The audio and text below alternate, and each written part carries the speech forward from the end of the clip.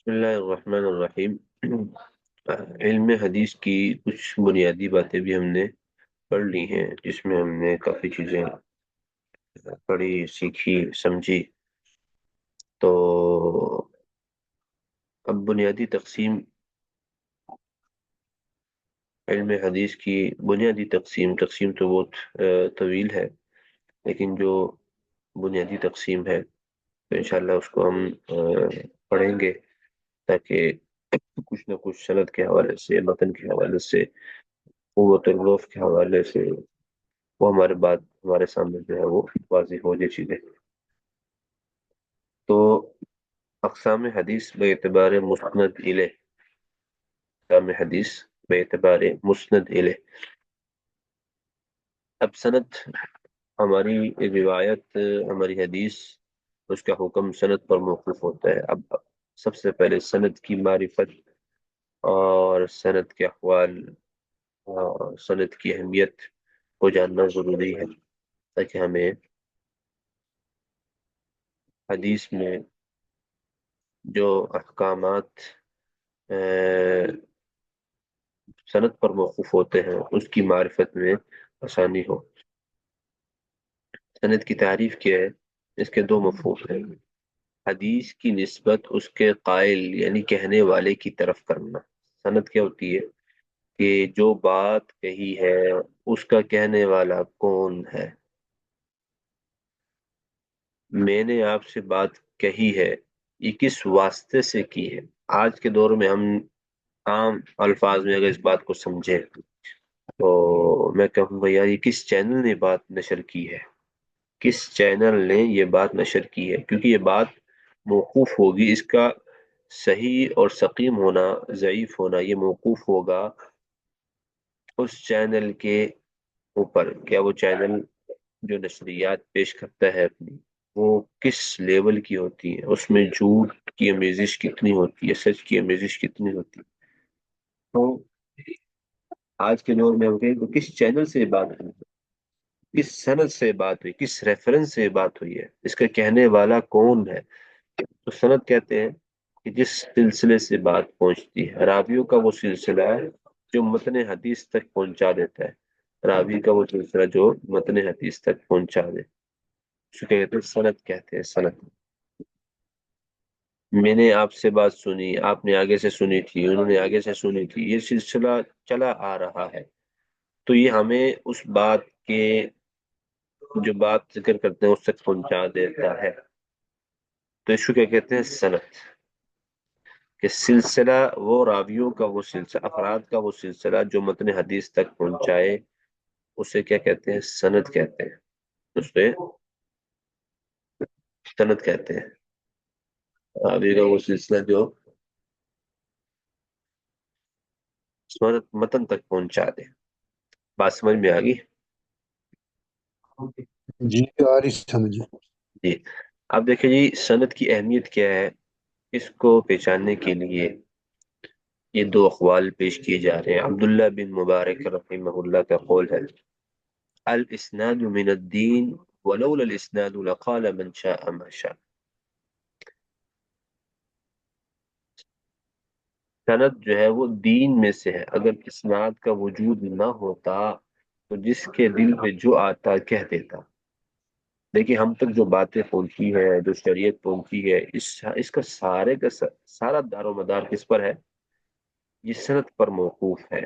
اگر ہم سند کو بنیاد نہ بناتے، سند کو بنیاد نہ بناتے تو ہر تیسرا بندہ اٹھ کر کوئی نہ کوئی بات گھڑ دیتا اور اس کو دین بنا کر پیش کر دیتا، وہ اس پر عمل پر مجبور ہو جاتے، یہ تو دین ہے۔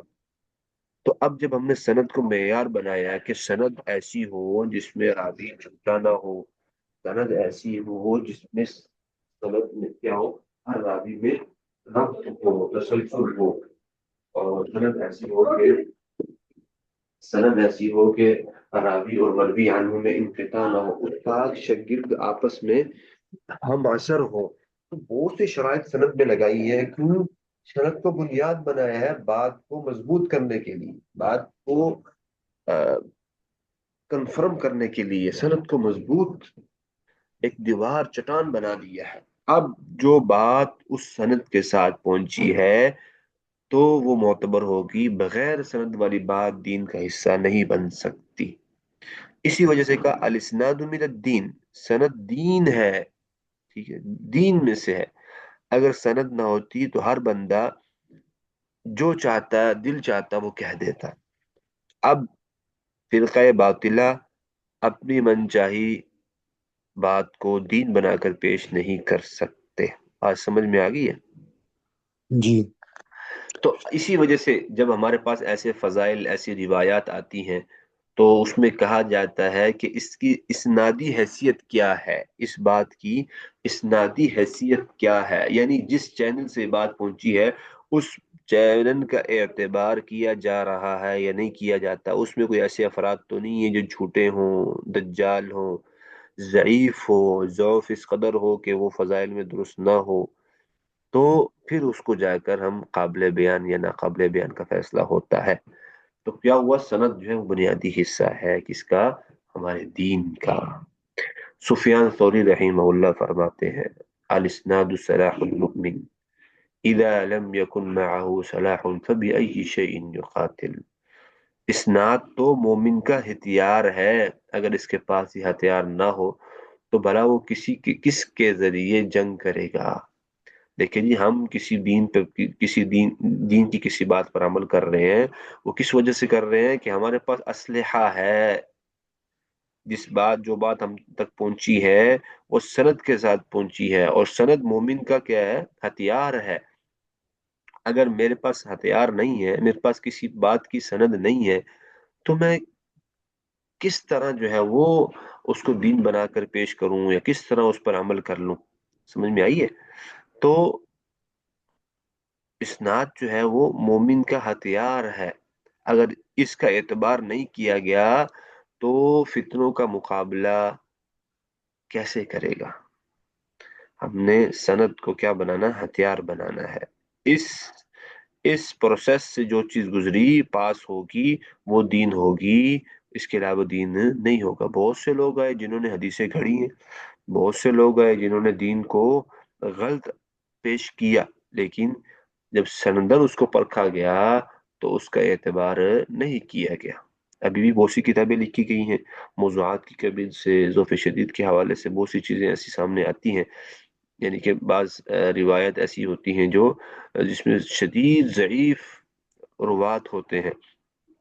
اب وہ شدید ضعیف کیسے فیصلہ ہوتا ہے؟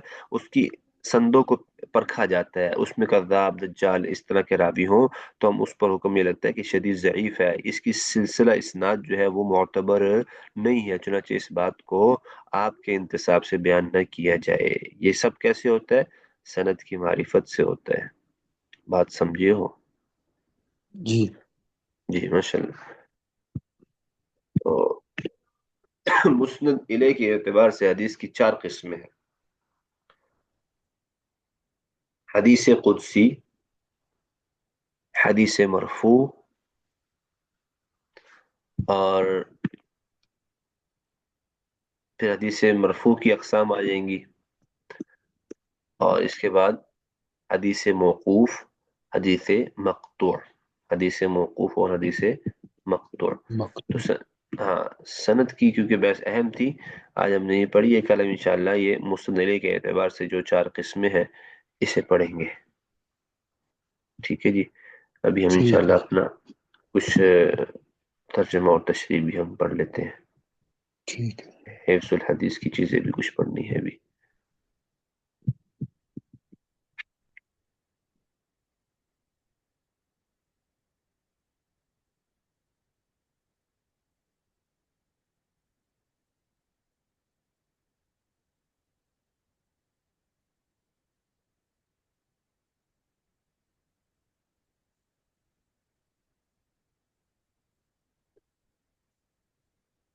جی بسم اللہ الرحمن الرحیم۔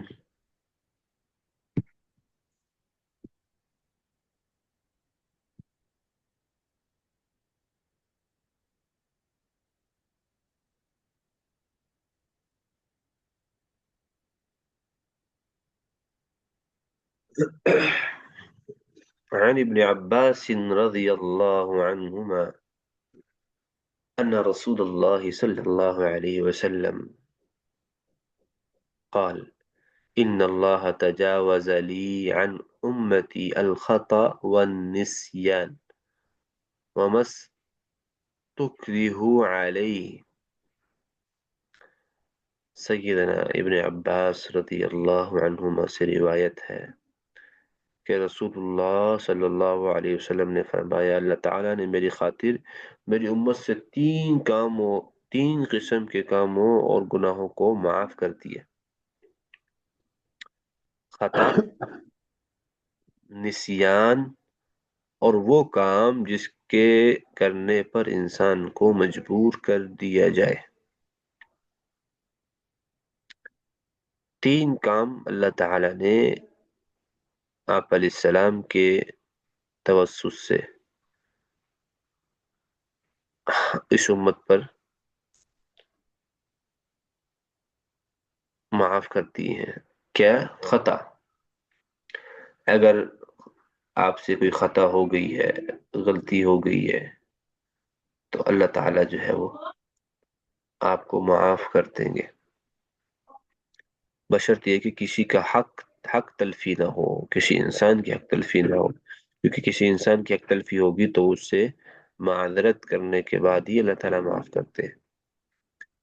خطا آپ سے کوئی کام ہوا تو اللہ تعالیٰ معاف کرتے ہیں۔ نسیان، بھول چوک سے کوئی کام ہو گیا، بھول سے کوئی کام کر لیا آپ نے، ٹھیک ہے، یا کوئی کام بھول گئے، تو جیسے کہ رمضان المبارک میں اگر کسی نے روزے کی حالت میں کچھ کھا لیا بھول کر، اس کو یاد نہیں تھا کہ میرا روزہ ہے، تو اللہ تعالیٰ یہ گناہ بھی اس کے معاف کر دیں گے۔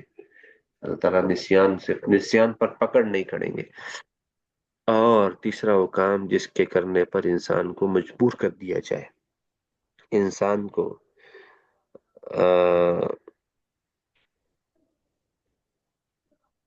کو مجبور کیا گیا کسی کام پر کہ خلاف شرع کام ہے وہ کرو، ورنہ آپ کو نقصان پہنچا دیا جائے گا، جانی نقصان، مالی نقصان، تو اللہ تعالیٰ اس پر بھی انسان کی پکڑ نہیں کرے گا۔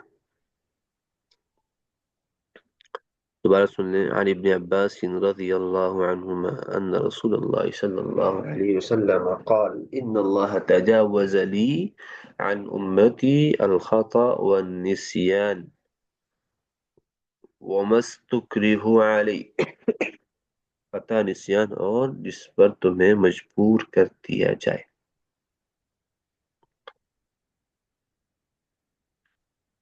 اگلی روایت دیکھیں۔ عن عبداللہ بن عمر رضی اللہ عنہما، عبداللہ بن عمر رضی اللہ عنہ ارشاد فرماتے ہیں قال لعن رسول اللہ صلی اللہ علیہ وسلم الراشی والمرتشی، رواہ ابو داود والترمذی۔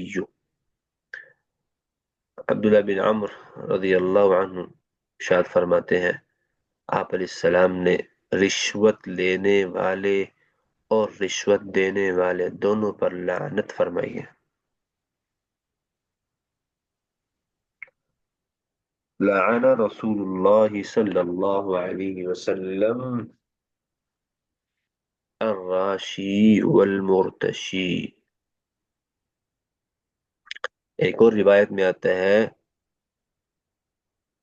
الراشی والمرتشی کلاہما فی النار، رشوت لینے والا، رشوت دینے والا دونوں کیا ہے؟ جہنمی ہے، دوزخ کا ایندھن ہے۔ اور اس میں آپ علیہ السلام کی لعنت کا ذکر ہے کہ ایسے شخص پر لعنت فرمائی ہے۔ آج ہم اپنا معاشرے کو دیکھیں تو ہمارا معاشرہ ہر طرح سے رشوت میں گھرا ہوا ہے، ہر شعبہ ہمارا رشوت پر چل رہا ہے، اور ہر محکمہ ہمارا جو ہے وہ اس میں ملوث ہے۔ رشوت لینے اور دینے کے علاوہ کوئی معاملہ چلتا ہی نہیں ہے جب تک کسی کو پیسے نہ دیے جائیں، جب تک کہ کسی کو پیسے نہ دیے جائیں۔ صرف ہم سمجھتے ہیں کہ جو ہمارا پولیس والا محکمہ ہے اس میں رشوت چلتی ہے، نہیں، رشوت ہر اس محکمے میں جہاں ناانصافی کریں، ہر وہ شعبہ، ہر وہ معاملہ جس میں آپ ناانصافی کرنے کے بعد اس پر کچھ لیں یا دیں تو وہ رشوت ہی شمار ہوتی ہے۔ ہر وہ ناانصافی، ہر وہ حق تلفی جس میں آپ انصاف سے ہٹ کر پیسے کے لین دین پر معاملہ کر لیں اور جس میں دوسروں کا نقصان ہو تو رشوت کے اس میں آتا ہے۔ تو آپ خود اندازہ لگائیں کہ ہمارا معاشرے میں کس قدر یہ معاملہ جو ہے وہ کثیر ہے۔ اللہ تعالیٰ ہم سب کو ایمان والی اور ایمان والی زندگی اور ہر قسم کے حرام خوری سے پاک زندگی عطا فرمائے۔ آمین ثم آمین۔